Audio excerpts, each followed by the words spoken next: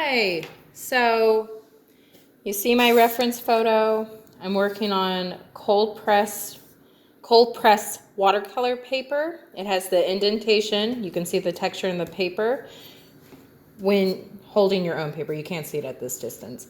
So like I was mentioning over Zoom last time in class, this is how I start, is that I start at the top, right? So the little boy is in the middle of the painting. It's symmetrical. This is our foreground, this is middle ground, and this is background. With watercolor gouache, you never work on an easel, you work on a flat surface. The reason being is because when you start, if you were to work on an elevated surface, then the material would drip down. So you always work on a flat surface. You work on a table typically. You start with a linear placement. You always start with a graphite drawing in aqueous media. Always do. Light drawing. You never draw with the brush first. You always start with a light graphite drawing. So anyways, like I was saying, so here's some of that negative space and positive space, right? Positive space is where the imagery is taken up in the space. Negative, there's nothing here. It's just this wall. So we're going to look at it in shape, like I was mentioning. So I look at that distance, and I'm going to mark like a little tick mark and say, there, here, just for starters. Now it might not be, and I might have to make corrections, but that's what you do. It's not an immediate success when making art. Notice the line kind of curves up a bit. There it is.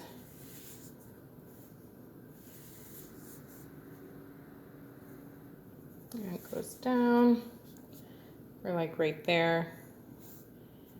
Let's say this looks like that line right there.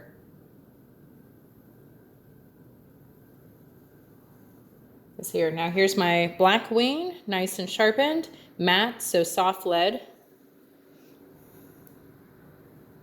So I just, right now, blocking in that information.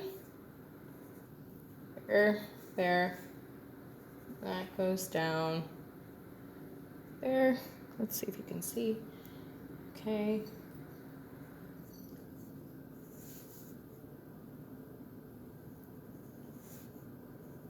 Curves there. And that goes there.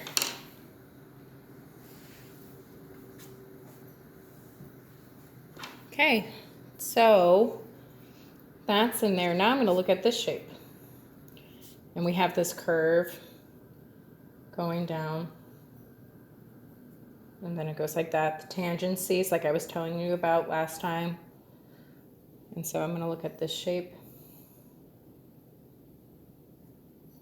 So this pillow, it curves on the side.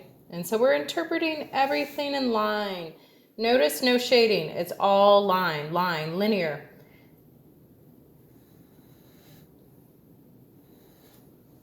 Okay, now see, this is a little too wide. So what do? You erase and you correct it. So then I need to bring this in more, and that needs to curve. Still too wide. So then I'm going to go like that, bring that in, and erase this.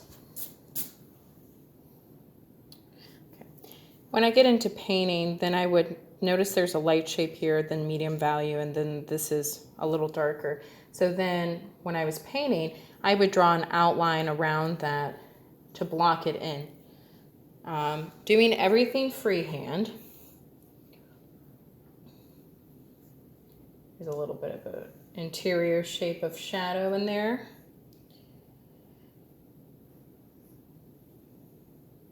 Okay, so now we have that. So I want to start blocking in his little head. So I'm just going to start with the little hairs that are up at the top.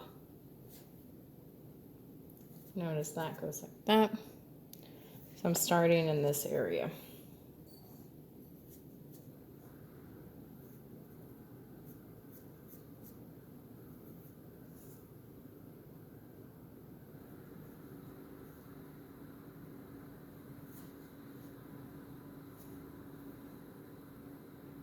So typically they say to work on a drawing, it takes 8 hours. Sometimes it could take more than 8 hours. So you need to really work at it and not expect that it's going to be immediate success. Drawing is problem solving, so you have to be analytical and just have patience with yourself and really trust your process and really so right now I'm just doing the outline of his head right now. And of course there's things I'm probably going to go back and change, and this is only made for his head. So I'm just doing a portrait study and just showing you the start of it.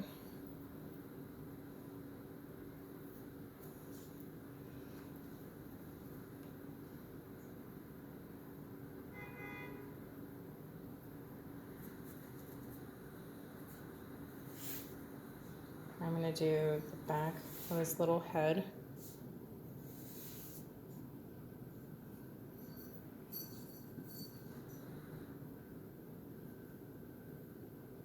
And then I'm going to jump back up to the front, his little head.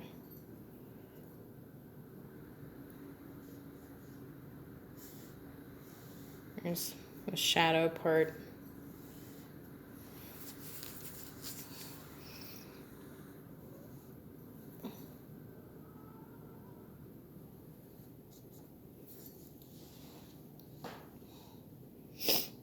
And then I want to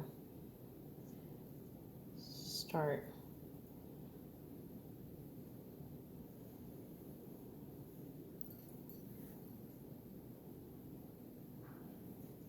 with the outline of his little ear.